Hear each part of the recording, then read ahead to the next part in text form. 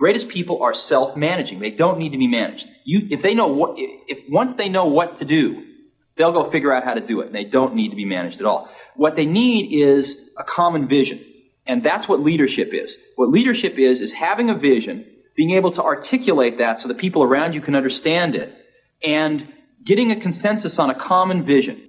We wanted people that were insanely great at what they did, but we're not necessarily those seasoned professionals, but who had at the tips of their fingers and in their passion the latest understanding of where technology was and what we could do with that technology, and who wanted to bring that to lots of people. So the neatest thing that happens is when you get a core group of 10 great people, it becomes self-policing as to who they let into that group. So I consider the most important job of someone like myself is recruiting. We agonized over hiring. We had interviews. You could go back and look at some of the interviews agendas. They would start at 9 or 10 in the morning and go through dinner. A new interviewee would talk to everybody in the building at least once and maybe a couple times, and then come back for another round of interviews, and then we'd all get together and talk about it. And then they could fill out an application. No, they never filled out. The most critical part of the interview, at least to my mind, was when we finally decided we liked them enough to show them the Macintosh prototype, and then we sat them down in front of it, and if they just kind of were bored or said, this is a nice computer, we didn't want it. We wanted their eyes to light up and them to get really excited, and then we knew they were one of us. And everybody just wanted to work, not because it was work that had to be done, but it was because something that we really believed in, that was just going to really make a difference.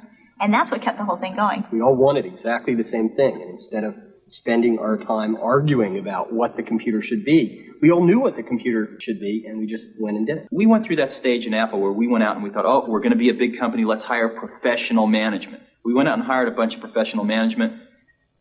It didn't work at all. Most of them were bozos. They knew how to manage, but they didn't know how to do anything. And so if you're a great person, why do you want to work for somebody you can't learn anything from?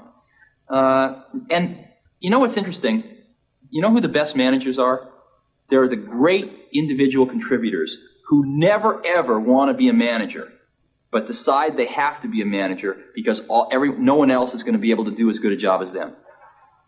After hiring 2 professional managers from outside the company and firing them both, Jobs gambled on Debbie Coleman, a member of the Macintosh team. 32 years old, an English literature major with an MBA from Stanford, Debbie was a financial manager with no experience in manufacturing.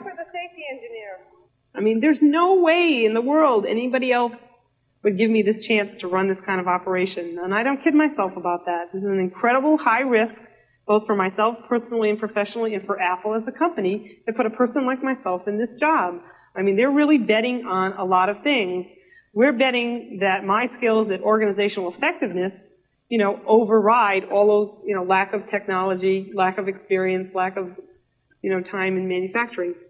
So it's a big risk, and I'm just an example, and every single person on the Mac team, almost to your, entry-level person, you could say that about.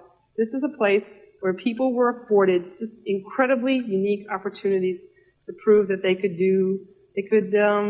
write the book again. Inscribed inside the casing of every Macintosh, unseen by the consumer, are the signatures of the whole team. This is Apple's way of affirming that their latest innovation is a product of the individuals who created it, not the corporation.